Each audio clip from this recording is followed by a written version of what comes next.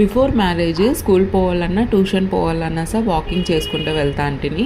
So వస్తా అంటిని. నేనే కాదు అందరు అంతే. అప్పట్లో పిల్లలు అయితే స్కూల్కి వెళ్ళాలన్నా ట్యూషన్ వెళ్ళాలన్నా నడుచుకుంటూ పోయి నడుచుకుంటూ వచ్చేవాళ్ళం. సో కడుపు నిండుగా ఒకవేళ ఇష్టమైన ఫుడ్ తిన్నా కూడా లావ్ అయ్యేవాళ్ళం, అంత సీనే లేదు.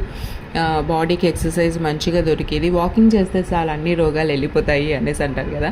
సో అలా నడుచుకుంటూ వెళ్ళి నడుచుకుంటూ వచ్చేవాళ్ళం, మంచిగా ఎక్సర్సైజ్ అయ్యేది, లావ్ అయ్యేవాళ్ళం కాదు. అయితే ఆఫ్టర్ మ్యారేజ్ ఏమైపోయింది, పూజలు చేయాలని, సామాన్లు కడగాలని, వంటలు కడగాలనేసి, తర్వాత లేదా ఎక్కడ ఊరికి పోవాలని, పిల్లలకి క్యారెట్ చేయాలనేసి, ఇలా ఏదో ఒక రీజన్తో ఒక రోజు కుదురుతుంది, నెక్స్ట్ రోజుకి అది అస్సలు కుదరదు. ఇంకొకసారి అయితే నైట్ నిద్ర పట్టదు. ఎందుకు పట్టదో అర్థం కాదు. మార్నింగ్ నైట్ నిద్రపోలేదు కదా, మార్నింగ్ ఎర్లీగా లేవడానికి కుదరదు.